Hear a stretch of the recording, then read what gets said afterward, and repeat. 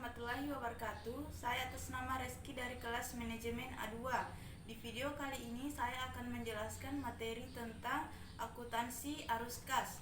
Nah, untuk lebih mengefisienkan waktu, langsung saja saya akan menjelaskan materi yang pertama, yaitu laporan kas. Laporan arus kas merupakan bagian yang tidak terpisahkan atau integral dari laporan keuangan untuk setiap penyajian laporan keuangan. Adapun tujuan dari laporan arus kas yang pertama, laporan posisi keuangan pada akhir periode. Yang kedua, laporan laba rugi dan penghasilan komprehensif lain selama periode. Yang ketiga, laporan perubahan ekuitas selama periode. Yang keempat, laporan arus kas selama periode. Nah, tujuan utama dari laporan arus kas sendiri yaitu memberikan informasi yang relevan mengenai penerimaan kas dan pengeluaran kas dari suatu perusahaan dalam suatu periode. Kegunaan informasi arus kas menurut PSAK 2 2014. Yang pertama, memberikan informasi yang memungkinkan para pengguna untuk mengevaluasi perubahan aset bersih entitas. Yang kedua, memungkinkan pengguna mengembangkan model untuk menilai dan membandingkan nilai sekarang dari arus kas masa depan.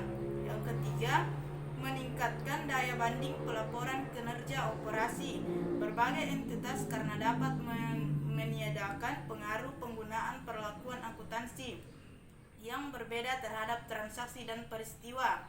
Yang keempat, menjadi indikator dari jumlah waktu tertentu dan kepastian arus kas pada masa depan.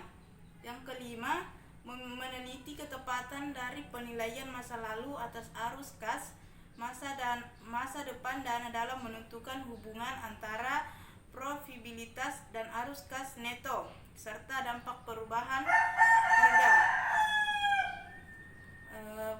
Pelaporan arus kas. Untuk mencapai tujuannya, maka laporan arus kas harus melaporkan arus kas perusahaan dalam 3 jenis. Yang pertama, jenis aktivitas, operasi, investasi, dan pendanaan. Nah, yang pertama itu sendiri arus kas dari aktivitas operasi, yaitu diperoleh dan dikeluarkan dari aktivitas utama perusahaan yang menghasilkan pendapatan.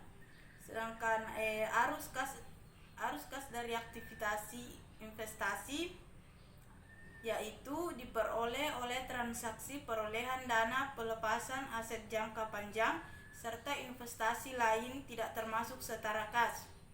Yang ketiga, arus kas dari aktivitas pendanaan yaitu mengakibatkan perubahan dalam jumlah serta komposisi kontribusi modal dan pinjaman entitas. Materi selanjutnya yaitu metode pelaporan arus kas dan aktivitas operasi. Yang pertama, metode langsung, yaitu metode ini mengungkapkan kelompok utama penerimaan kas bruto dan pengeluaran kas bruto. Metode ini lebih dianjurkan untuk digunakan karena memiliki informasi yang berguna dalam mengestimasi arus kas masa depan yang tidak dapat dihasilkan dengan metode tidak langsung. Sedangkan metode tidak langsung yaitu metode arus kas dari aktivitas operasi ditentukan dengan mengambil angka laba neto atau rugi dan menyesuaikannya dengan pengaruh. Adapun bunga dan dividen. Bunga dan dividen yang pertama bagi lembaga keuangan yaitu mengklasifikasikan sebagai arus kas dari aktivitas operasi. Yang kedua, bagi entitas selain lembaga keuangan yaitu mengklasifikasikan sebagai arus kas dari aktivitas operasi karena mempengaruhi laba atau rugi perusahaan. Demikianlah materi yang dapat saya sampaikan.